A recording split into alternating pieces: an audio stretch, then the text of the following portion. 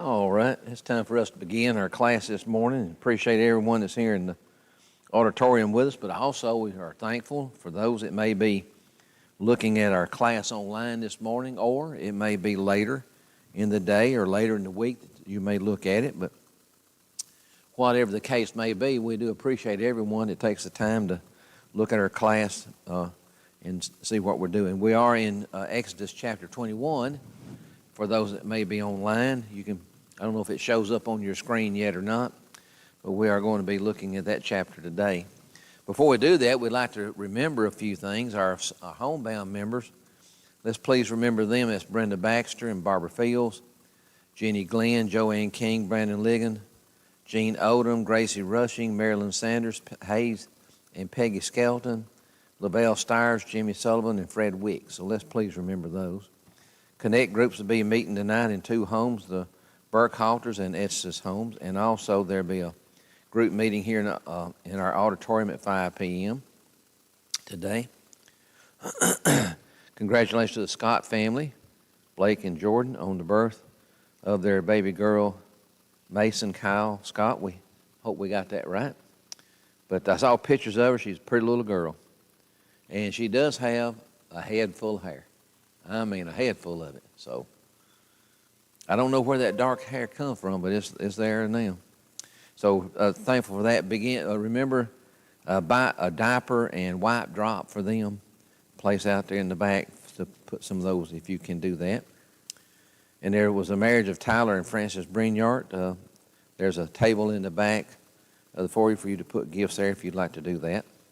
Peanut Butter Drive ends today, but also a donor has pledged to double whatever is collected.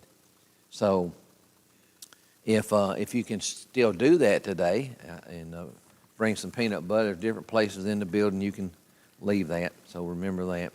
Prayer requests: Jim Beams, Barbara Fields, Deborah Hicks, Wesley Hubbard, Dean Odom, Annette Pogue, Jerry Richards, Judy Richardson, Brian Sawyer, Hayes Skelton, Jimmy Sullivan, Alan Williams. And these are those that are going through cancer treatments: June Arrowwood, Timber Bowles, Haley Keith, Kathy Mitchell, Tim and Linda Nolan, Will Roberts, and Joanne Robertson. So please remember these folks. There's going to be on next Sunday, I'm assuming Sunday evening, but it doesn't say here. Does anybody know the Christmas party? I think it's going to be at night, so I think it'll be Sunday evening, but I feel sure they'll give a time out here soon. But next weekend, that'll be done. Then on our back page, the drill rig for the drilling water in Tanzania that's being built in India. It's being built. They've got the repairs ready, done, and all that. And so hopefully it will be shipped soon. Over there, urgency of time doesn't exist in Africa that I've ever seen. So it'll get there when it gets there. It's kind of like the way it is. And so, of course, they have to go, you can only imagine, going through different governments and red tape and all that. So there that is. As far as our birthdays are concerned, today, Jordan, she's already had her birthday present with the birth of the little girl, but her birthday is today, and then in the week, during this next week, is Cindy Middleton and Emmy Willingham and Linda Lawler. So please remember those, if you would. Like I said, we're going to be looking at chapter 21 of the book of Exodus, and so we'll be doing that. And we're going to be reading that here in a moment. And we'll get ready here shortly to start our class. It is a beautiful day out today, even though it's cloudy and chilly. And if you've been around me long enough through the years, you know how much I love cold weather. Answer is 0. I don't. But anyway, it is a wonderful day that the Lord's blessed us with, and we're happy for that. So we're appreciative of that today. So let's have a prayer, and then we'll start a class.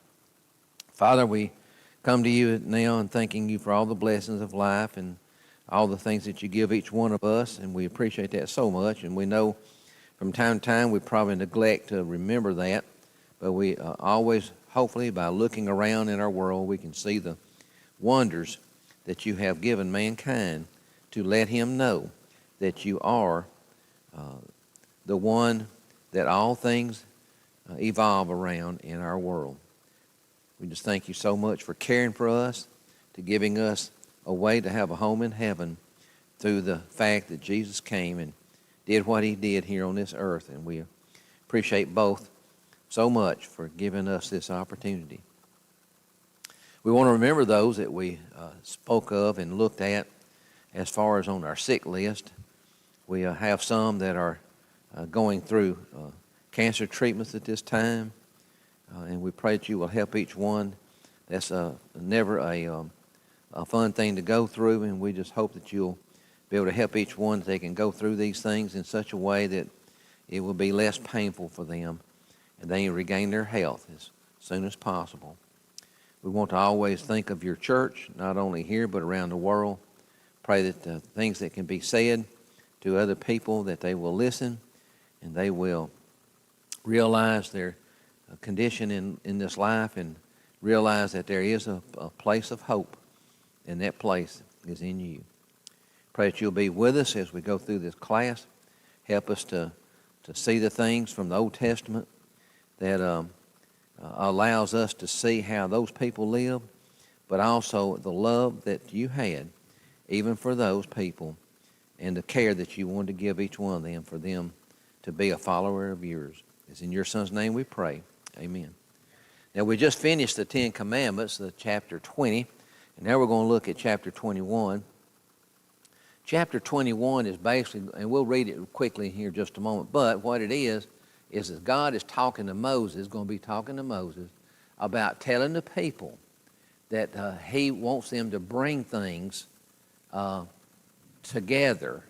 And this is the beginning of the process of going from gathering beautiful things, jewelry, gold and silver and bronze and stuff like this, to bring this stuff together to start the process of building a place or having a place that God can come for mankind on this earth to be with his people. It's going to be, you're going to hear about the term about the covenant. The tent of meeting. You'll hear about that some. Also, so forth like that. So we'll be looking at these things. But today, before we get to that's going to be a little further over. I'm kind of jumping the gun on that just a tad.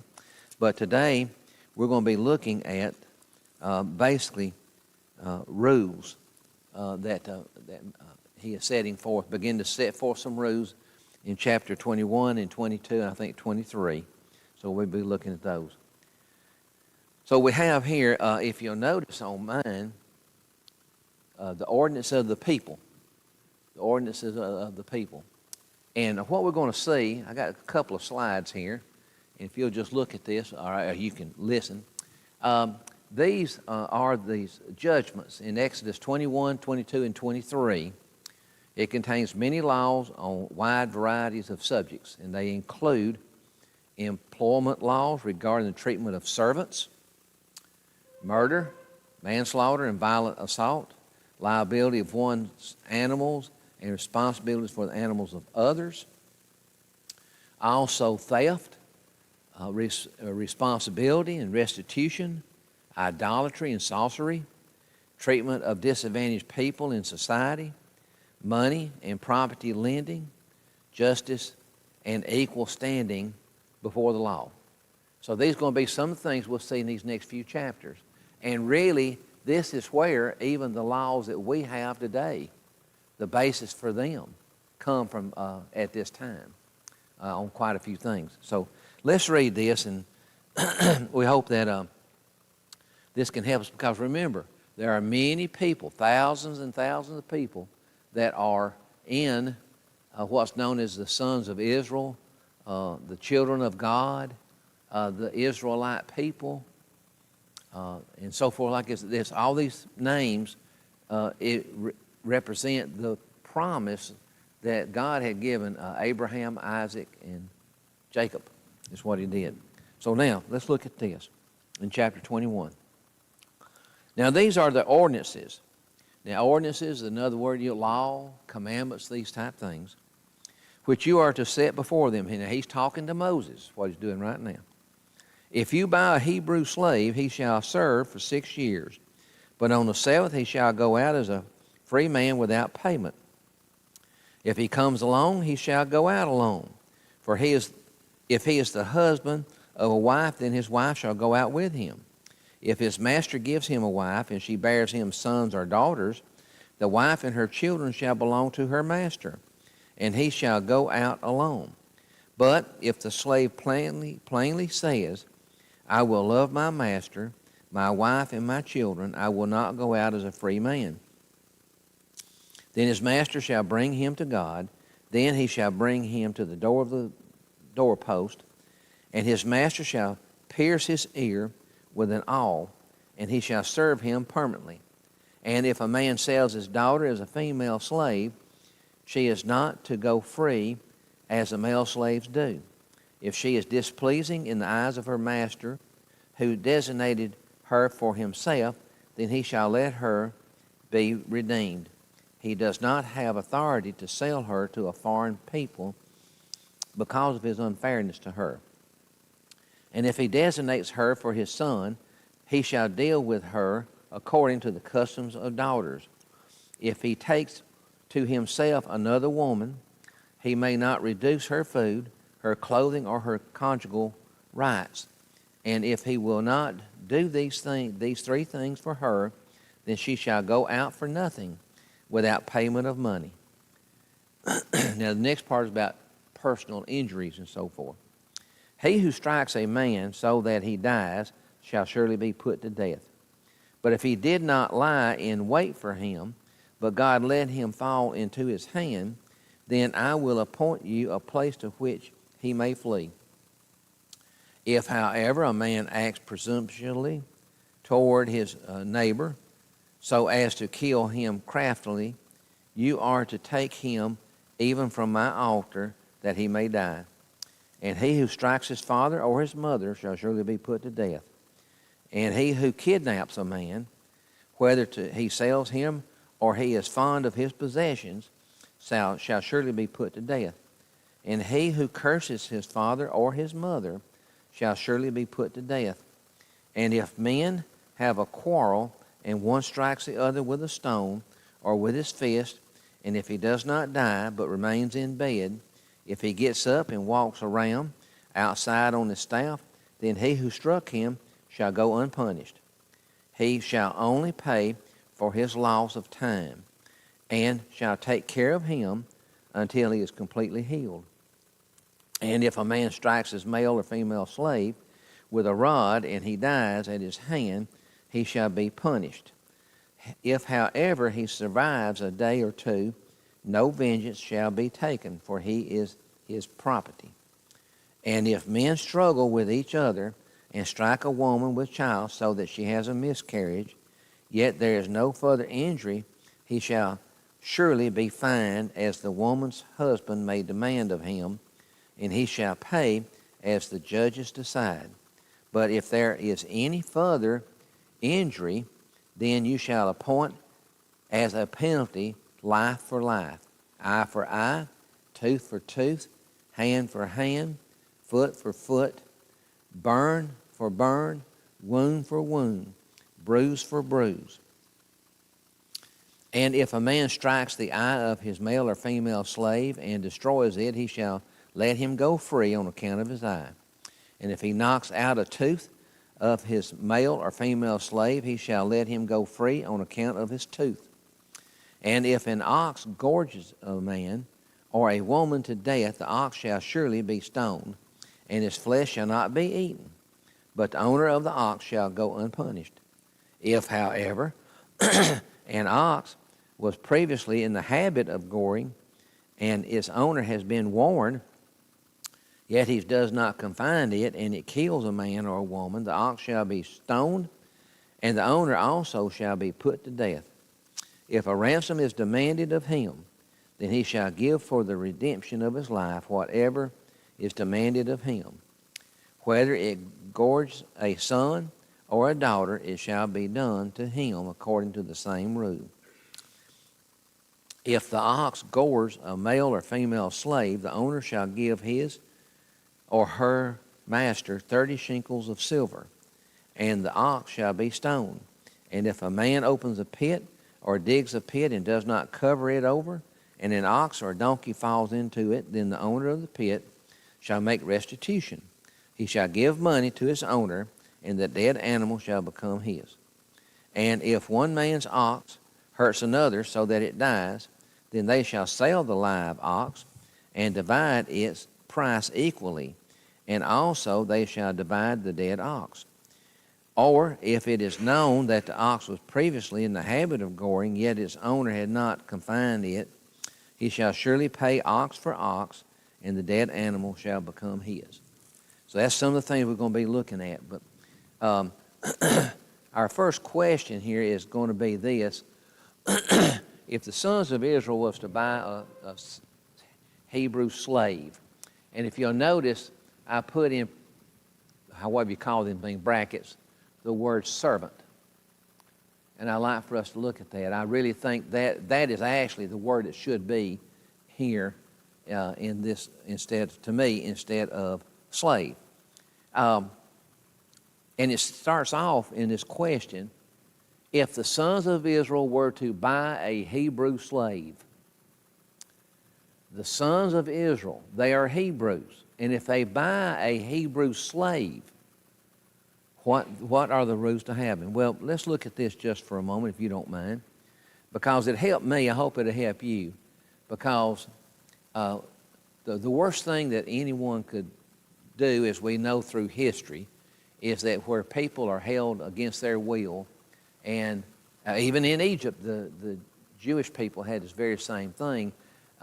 After Joseph had died and hundreds of years went by, they basically became slaves in the sense that they could not leave.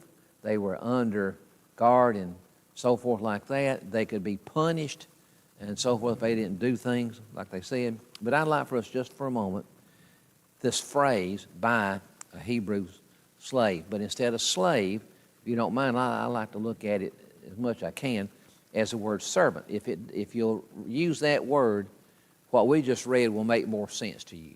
I think it will, especially about the ear and so forth like that. In ancient Israel, as in the entire ancient world, there were people who worked for others on the principle of servitude. Now, servitude means that you're going to serve and work for someone else for some form of payment.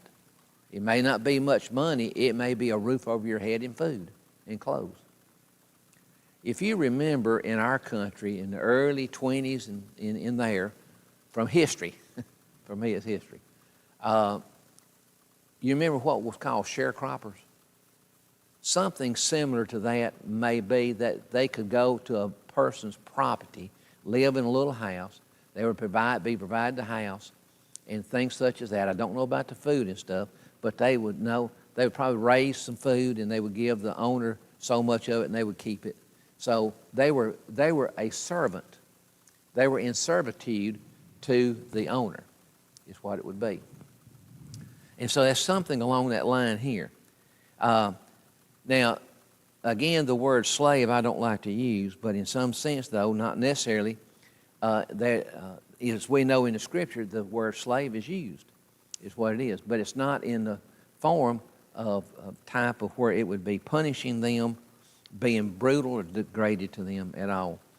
Some people think that the Bible is responsible for slavery, and that's not the truth to it. The opposite is true. Slavery existed long before Israel or Moses. The Bible is responsible for eliminating slavery, not establishing it. And you're going to see some of that here in a moment. There's 4 basic ways that a Hebrew might become a slave or servant to another Hebrew. In Leviticus 25 and 39, that talks about extreme poverty, that they might sell their liberty to someone and would serve them to be cared for with money or whatever. A father, because it sounds bad when we read this about the father selling his daughter. Do y'all remember reading that? That sounds bad, doesn't it? But a father might sell a daughter as a servant into a home with the intention that she would eventually marry into the family, Exodus 21:7, what we just read here. In the case of bankruptcy, a man might become a servant to his creditors. 2 King, hang on here.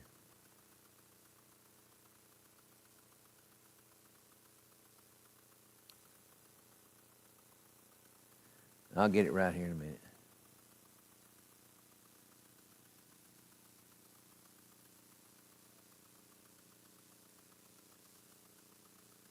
Okay. In 2 Kings 4:1 is where that could be. So if you went into bankruptcy to pay your debt, you may become subject to being in servitude or a servant to a person, what you may be. If a thief had nothing with which to pay proper restitution, if he gets caught and had to pay restitution for what he took, he could be put into servitude and become a person that would be working for someone else to pay off what he has stolen. That's Exodus 22:3 and 4. Normal slavery or servitude was basically this in their time. It was chosen or mutually arranged, of limited duration, we'll read about that shortly, and highly regulated is what it would be. So I know the word slavery or slave is here, but if we look at it like this, it's the fact that a servitude, serving someone else, it will be, and we'll see that here, even what we've been reading. So if you'll bear with us, I think it'll make more sense here shortly. Now, in verses 2 through 5, the question was, if the sons of Israel were to buy a Hebrew slave or servant, what were the rules for having him? First, he shall serve for 6 years. But on the 7th year, he shall go out as a free man without payment. Now, is that sound like a slave to you and probably what we think slaves would have been today? That's no. So servitude, being a servant to someone. Also, if he comes alone, he shall go out alone. In other words, if the person that was going to be this servant for this one that he would be working for, if he came with him, just him by himself, when it's after the 6 years, he could leave by himself if he wanted to. If he is the husband of a wife, then his wife shall go out with him.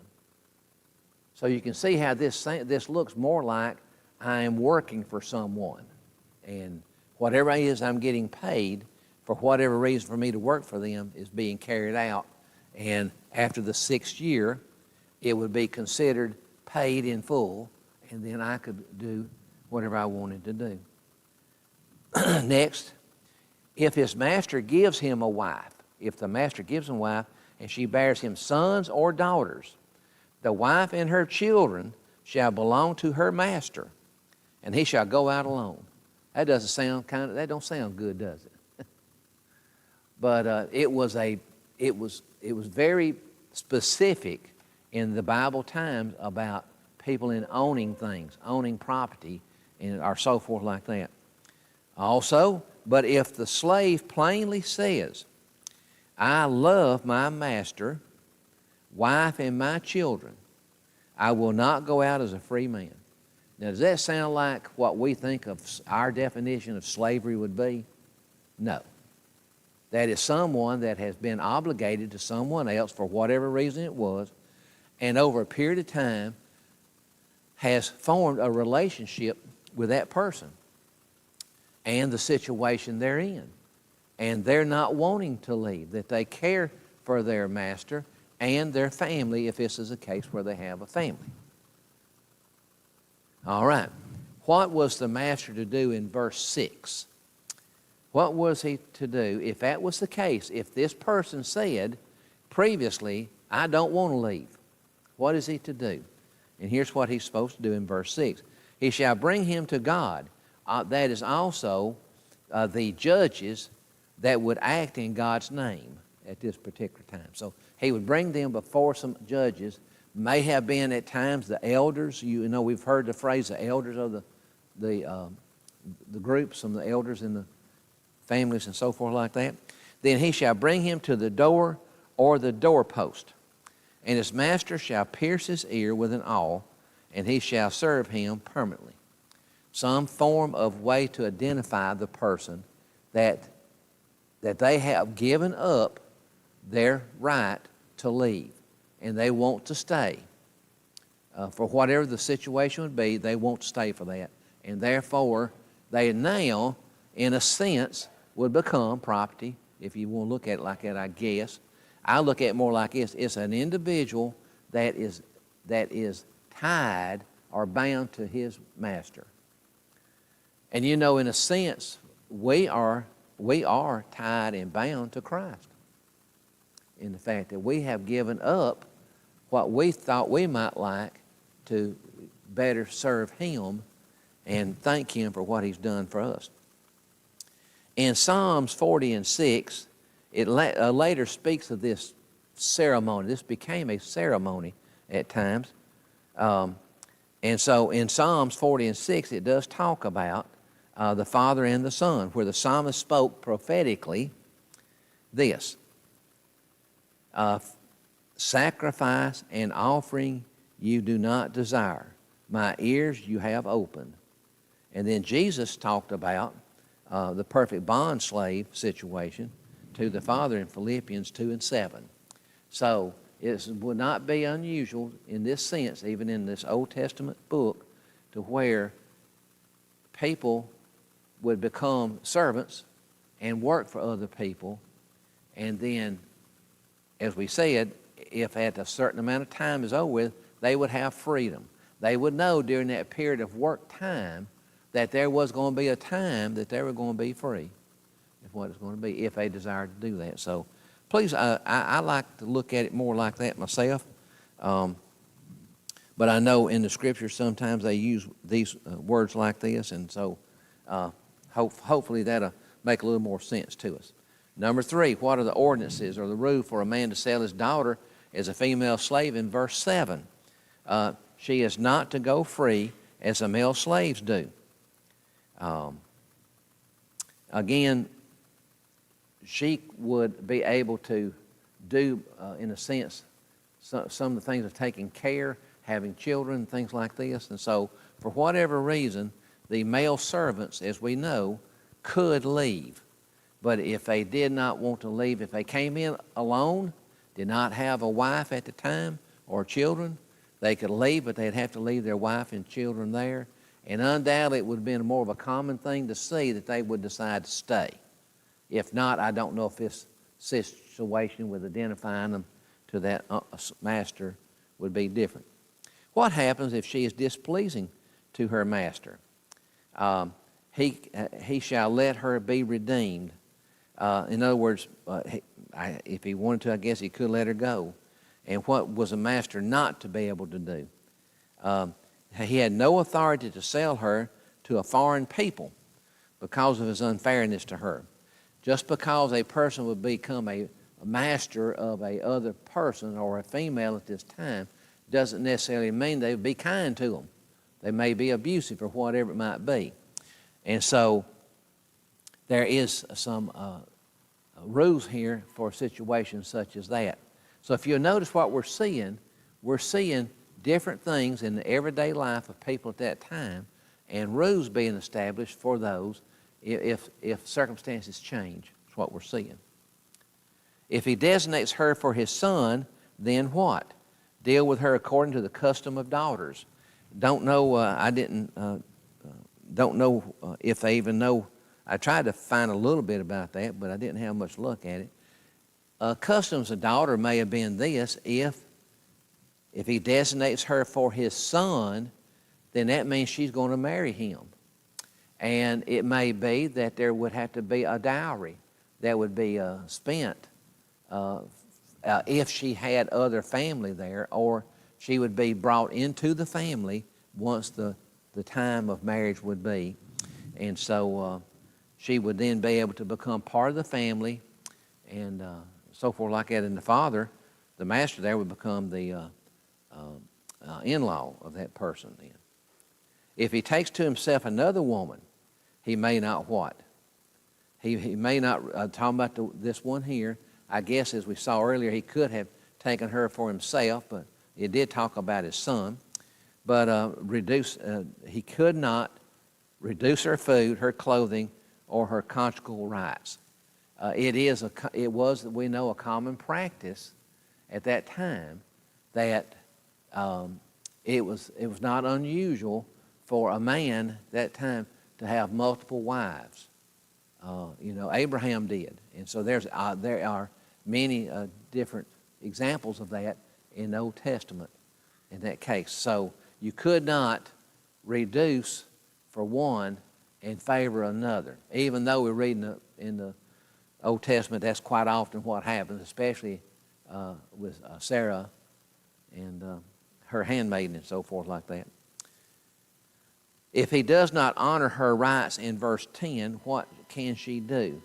Then she can go out for nothing without payment of money. She would not be obligated to pay the master some money for her to leave. She could just leave. So if he decided not to follow what the law had said or the rules that God is telling Moses right now, then she could leave without being held or owing anything to the master. If a man strikes another man so that he shall surely die, what will happen? Surely be put to death is what it will be. But if he does not lie in wait for him, but God lets him fall into his hand, then what? This to me is more like an accidental death from one person to another. I will appoint you a place to which he shall flee. Now, I know that this is something that we read about in the Old Testament. We will read about what they call cities of refuge. Cities of refuge. It says, then I will, it says here, then I will appoint for you a place where he may flee. That's in here that we're talking about. This is the answer to that. In Numbers 35 and Joshua 20, God commanded and Israel made cities of refuge. And that's a place where this person that accidentally, possibly, or I guess it's better to say it this way, it was not a direct hiding and trying to kill somebody on purpose. It may not have been that way. Let's say somebody was using some type of object to hit with, and as he reared back, he hit another man, and he dies. And he wasn't trying to do that. That was accidental. But anyway, let's say that happens. These cities were selected and prepared cities where one could flee in the case of manslaughter and be protected until his case was properly heard. So he could stay there. That way, the families that would have been perhaps, their family member may have been the one that was killed, and instead of trying to get revenge, if that was the case, then this person could go to that city and they would be protected from that until their trial, basically what we call a trial, would happen. And that would be that case there. If a man acts presumptuously, I tried to say that word last night and I still hadn't got it, toward his neighbor so as to kill him craftily, what are you to do? The term presumptuously in the Bible generally refers to acting with arrogance or overstepping boundaries, often in relation to God's commands or authority. The Bible context, the word appears in context where individuals acts with unwarranted confidence or disregard to divine law.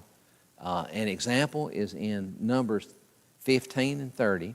It describes someone who sins defiantly against the Lord, indicating a serious offense due to their attitude that they would have toward that. So that's what, but if he was to do that, so as to kill his neighbor, what are you to do? Take him even from my altar that he may die. So that would happen there. What if one strikes his father or mother? Now this is, again, is this the first time we've heard the term his mother and father? If you look back in the last chapter, the Ten Commandments, there is a commandment about the mothers and fathers and the children. And so if one was to strike his father or mother, what? Shall surely be put to death. If that was what was to be done today, there'd be a lot. The families wouldn't have many sons or daughters at times, sadly. But again, one thing I do want to mention, what we're seeing in these Ten Commandments, they are actual, most of the time, physical acts. Like you shall not kill, you shall not covet, and things along these lines. But anyway, here's about an actual act. And we know that Jesus, in the New Testament, got to the root of why these physical things were happening. And that is the heart, the inside of the person, where hatred could be, or coveting someone's stuff, or what it might be. And so Jesus, in the Old Testament, we see the results, physical results of what things can be. And Jesus is one that's trying to get to the inner man and stop that from happening. If he who kidnaps a man, whether he sells him or he is found in his possession, he shall what? Surely shall be put to death. Kidnapping, is that something that can happen in our world today? Sadly, it happens quite often around the world. Kidnapping is a very, sadly, common thing in our world in different parts of the world. But anyway, this case here, if he is found, that's what's going to happen to the one that did the kidnapping. Back to the father and mother. If one curses his father or mother, what shall happen? Shall surely be put to death. The care of the family, starting with the father and the mother, has always been a special place that we read about in the Scriptures, even from Adam and Eve and the first children that were born, and the love they had for them. And then we see on with Noah and on down the line, Abraham and his son, when he was willing to take his son's life because God told him to go sacrifice him.